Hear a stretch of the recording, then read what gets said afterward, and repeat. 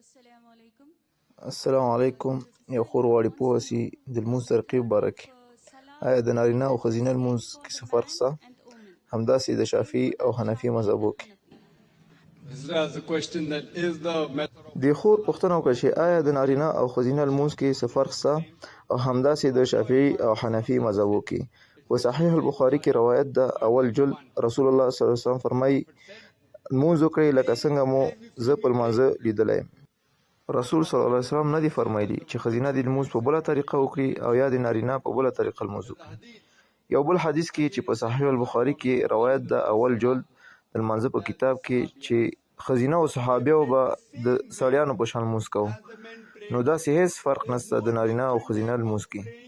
ته باید داسې لمونځ وکړې لکه څنګه چې رسول صلی الله علیه وسلم موږ ته ښودلي له ملاحظې پرته، که ته سړی یا ښځه. زه پوهیږم چې په بازارو کې یګان کتابونه موجود دي په هندوستان او داسې نورو هیوادونو کې د مختلفو مذهبونو چې ښځینه و لمونځ طریقه بدله ده او د نارینه و بدله. داسې هیڅ صحیح حدیث نشته. په اسلام کې ستا جواب باید همیشه د قرآن او صحیح حدیث څخه وي، همیشه قرآن او صحیح حدیث څخه. نو کله چې ته یو جواب ورکوي فرق نه کوي که هر عالم وي، که غټترین عالم هم اوسي په دنیا کې، هغه یو فتوا ورکوي باید یو دلیل ولري د قرآن او صحیح حدیث نه. لکه څرنګه چې الله عزوجل فرمایي قل هاتوا برهانکم ان کنتم صادقین، تاسې خپل دلیل راوړئ که تاسې رښتینی یې.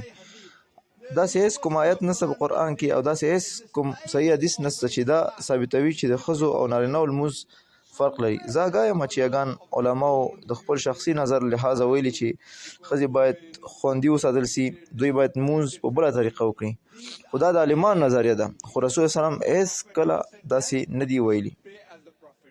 او بله موضوع د حنفي مذهب لمونځ طریقه او د شافعي مذهب لمونځ طریقه. زه آګاه یم چې د دوی لمونځونو طریقې فرق کوي. حنفیان خپل لاسونه له نامې لاندې نیسي او شافعیان مذهب والا خپل لاسونه په سینه ږدي. دوی تکبیر وایي، امین په جګ آواز وایي. بیا هم زما ولنی جواب په صحیح بخاري کې روایت ده چې رسول صلی الله علیه وسلم فرمایلي لمونځ وکړئ لکه څرنګه مو چې زه لیدلی یم په لمونځ. او ټول څلور امامانو، امام ابو حنیفه، امام مالک، امام شافعي، امام احمد بن حنبل، ټول څلورو غټ علما ویلي چې که چیرته تاسو زما یوه فتوا پیدا کړه چې د الله او د هغه رسول په ضد وي، زما فتوا په دیوال ووله. زه پوهیږم چې امام ابو حنیفه رحم الله هغه یو لوی عالم و، زه ورته احترام او مینه لرم. خلک وایي چې هغه ویلي کله چې لمونځ کوئ نو خپل لاسونه تر نامه لاندې ونیسئ.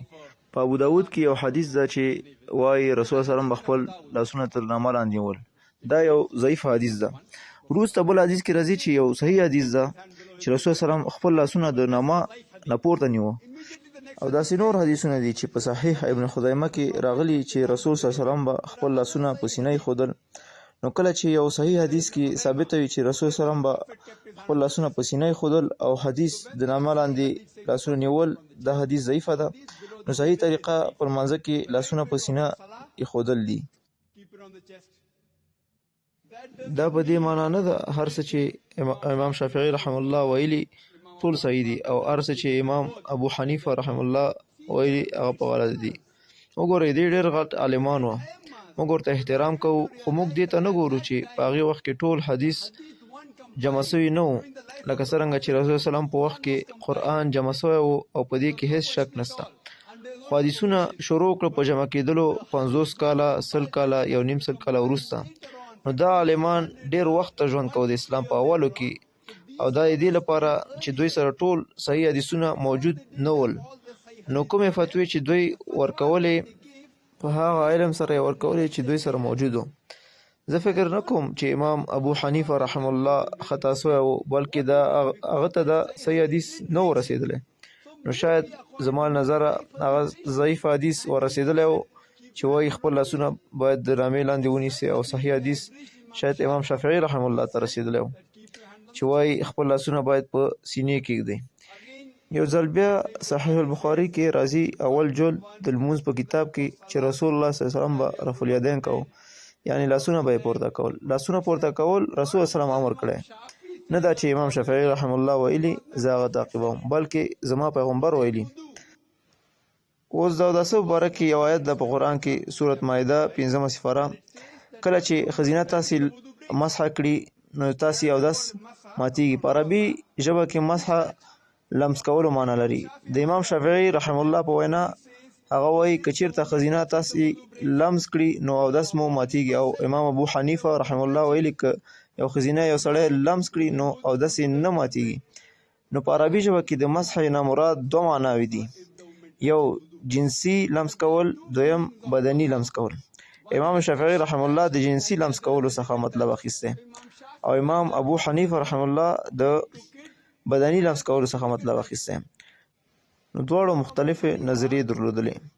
خو که په صحیح حدیثو کې وګورئ، په ابو داود کې راغلي چې عایشه رضی الله عنها وایي رسول سلام په اودس او هغه یې ښکل کړه.